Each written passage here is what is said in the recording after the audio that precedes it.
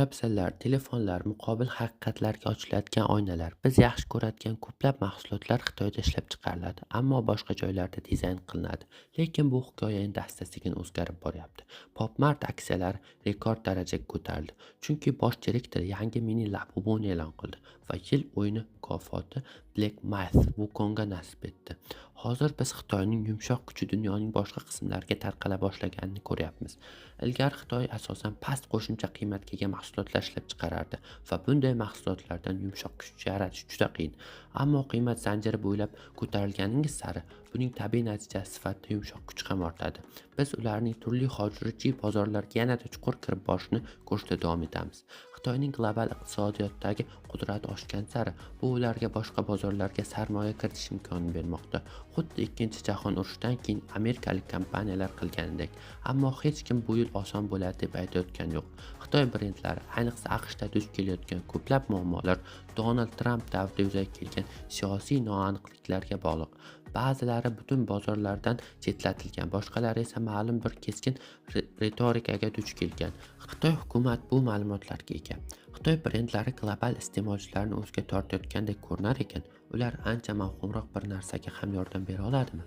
Yumshoq kuch bundan ham yumshoqroq bo'lishi qiyin. Mana bu mo'ynali kichkina jumboqlar kabi. Labubu ishtiyoqi. Xo'p, tinchlanning. Bu narsalar ularning tasavvurlarini o'zgartirmoqda.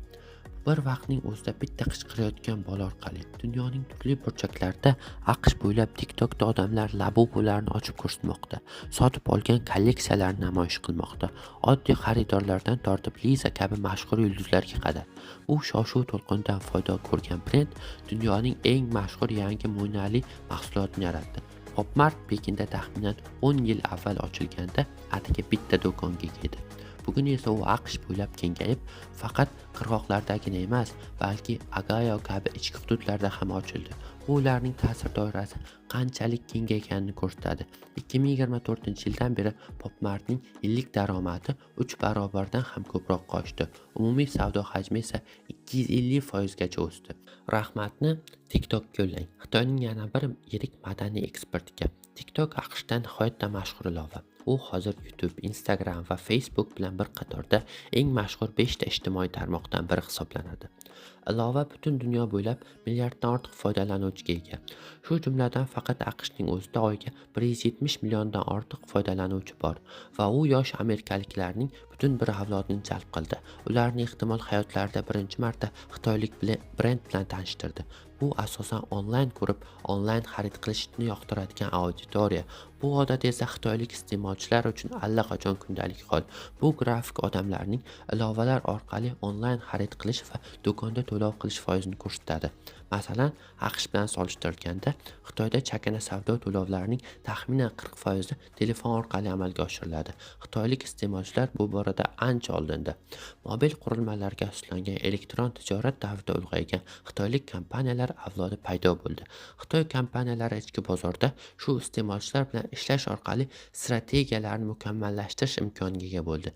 Endi esa ular bu tajribaning sizning ertalabki qahvangizga olib kelmoqda.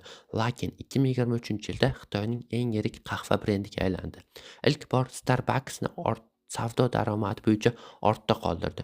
Shundan beri bu ustunlik yanada oshdi. Bu faqat daromad emas, do'konlar sonida ham shunday.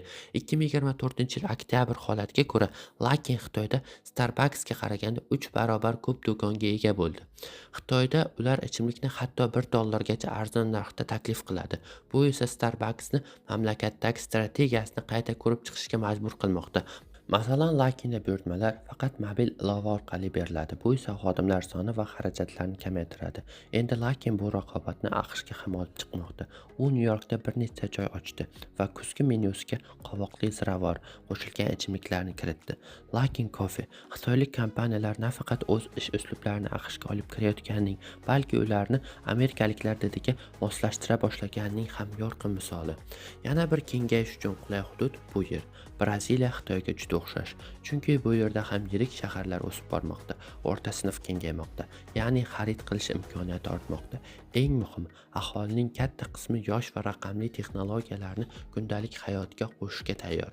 Braziliyada eng mashhur chakana ilovalar aynan Temu va Shein hisoblanadi va boshqalar ham bu bazmga qo'shilmoqchi. oziq-ovqat yetkazib berish xizmati Meituan kelasi 5 yil ichida Braziliyada ish boshlash uchun $1 milliard sarflashni rejalashtirmoqda. Bu Braziliya prezidenti Lula Pekinga tashrif buyurib, konchilik, transport va portlarga ko'proq xitoylik investitsiyani ruxsat etuvchi kelishuvni imzolagan paytga to'g'ri keldi. Bunday qo'llab-quvvatlashni va biznes kengayishini boshqa hududlarda ham ko'rish mumkin. Bu yerda hukumatning turtkusi bor. Pekin ularni xorijga chiqishda qo'llab-quvvatlaydi, chunki Xitoy o'z global izini kompaniyalar orqali kengaytirishni istaydi. Buning bir sababi ichki bosimlar. Xitoy hozir zavodlar deflyatsiyasini boshdan kechirmoqda. Kompaniyalar keskin raqobat sabab narxlar pasayishga duch kelmoqda. Xitoyda omon qolish uchun ular xorijga chiqishga majbur, chunki yerda ular yuqoriroq narx belgilab ko'proq foyda olishlari mumkin. Xitoy brendlari duch kelayotgan eng katta muammolardan biri albatta geosiyosiy noaniqliklar. Gap boj tariflari, ayrim sohalarga oid tergovlar haqida ketmoqda. Ma'lumotlar maxfiyligiga e'tibor kuchaymoqda. Masalan, Huawei'ni olaylik. U milliy xavfsizlik sabab AQShdan chetlatilgan edi. TikTok ham shunga o'xshash tekshiruvlarga duch keldi. Garchi bu borada biroz yumshash bo'lgan bo'lsa-da, menga TikTok yoqadi. Shuning uchun ularni saqlab qolyapmizmi deyishadi. Ehtimol TikTok saqlanib qolinadi. TikTokni saqlab qolish harakatlari Xitoy brendlari qanchalik chuqur singib ketganining dalilidir.